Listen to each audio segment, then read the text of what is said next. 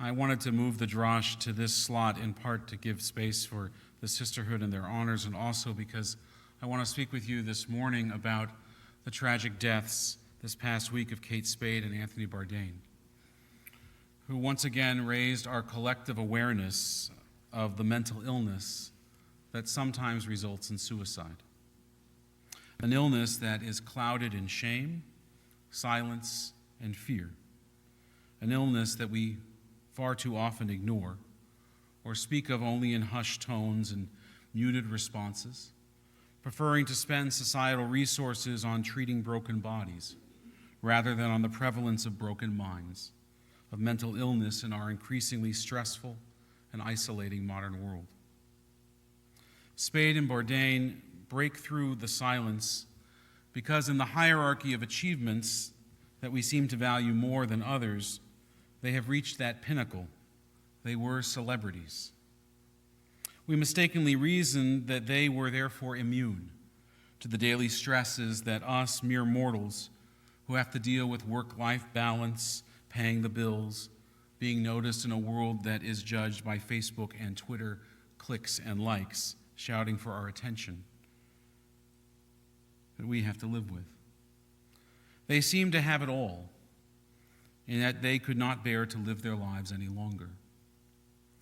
Apart from yearning again for more help for those who struggle with depression and mental illness, what can we do with the information that those whose lives we admired could not bear to be alive? How can we process the fact that all that they had and all that they had done were not bulwark enough against the darkness? If the darkness of depression and despair can overcome walls that they built to insulate themselves from such pedestrian concerns, and they can't overcome those, what hope is there for the rest of us? It's not much of a solace, but perhaps one thing that these deaths could remind us of and teach us is the uselessness of envy. The ancients that assembled and then canonized the oral stories that make up our sacred Torah cautioned us in the most serious of ways to keep far from envy. So important was this instruction that it is attributed to Moses' 10 statements, Aseret HaDibrot on Mount Sinai, the 10 Commandments. Lo tachmod beit re'echa, lo tachmod eshet re'echa, va'avdu va'imoto, v'shomro, v'chamro, v'kol asher l're'echa. You shall not covet your neighbor's house, you shall not covet your neighbor's wife, or his male or his female slave, or his ox or his ass, or anything that is in your neighbor's possession.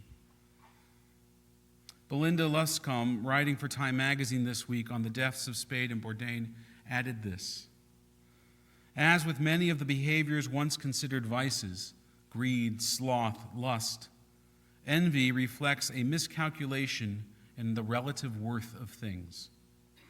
When we look at lives like Spade's and Bourdain's, it can make our own feel wanting. We haven't started our own companies or turned our world and work experience into a book. They're happier, more fulfilled because we are not as hardworking or as talented as they are. Their lives look better than ours, and therefore they must be better people than we are. Our apparently biblical desire to turn the lives and possessions of others into a judgment on our own stems from flawed calculation that the grass is always greener. It's not. It's just grass. That no one has burdens as heavy as ours, that no one has problems as big as ours, that our sorrows are as profound as ours. They do. We all do. Friends, as I reflect on my nearly 20 years of pastoral care as a rabbi, of being invited into the lives of my congregants in the most personal and at times the most painful moments, witnessing, as I've said, the joys and oys, I can tell you without any reservation or hesitation that many lives are not as they appear, that everybody has their tsuris. We are all dealing with burdens that are a weight on our soul. Soul crushing is the phrase, I think, that paints the clearest picture. Happiness is not the lack of struggle. Happiness is finding a way to live with struggle. And if our envy is misplaced, maybe there's also a case to be made for having more compassion.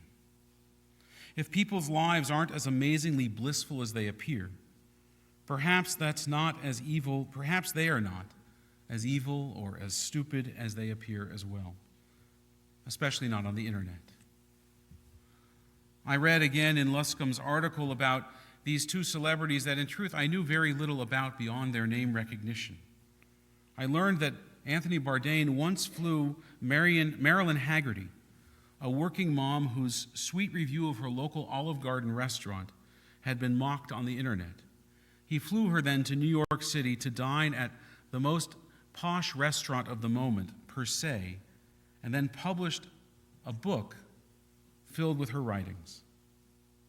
Kate Spade donated boxes of clothing and bags to a foundation to help young women get started out after university, so that their lack of business attire did not obscure their talent. So often, maybe always, our outward impressions of people's lives are wildly off base.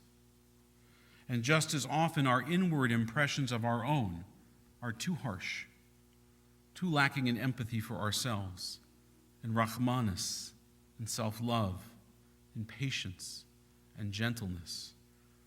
All that we crave from others, we must also give to ourselves. So please be gentle with each other. Please be gentle with yourself, with your soul, with your essence. We are fragile vessels. Their death reminds us of that. We are mere mortals. Elohai, my God, neshama shenatata bi techorachi. The soul that you have given me is pure. Ata barata, ata yitzarta, ata nafachta bi.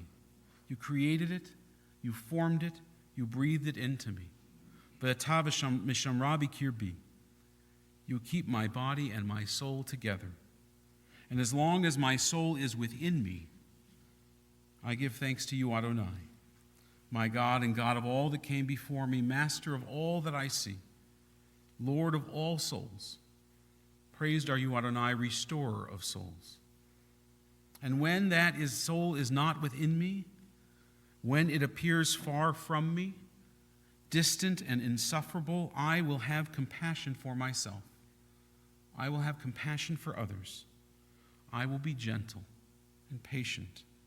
When those things elude me, and even if they don't, I will not be too prideful to ask for help from you, from my family, from my friends. I am not alone. I am not unique in my struggles. I am only human. Can you hear Ratzon? May it be God's will. Amen. Our service continues, page 598.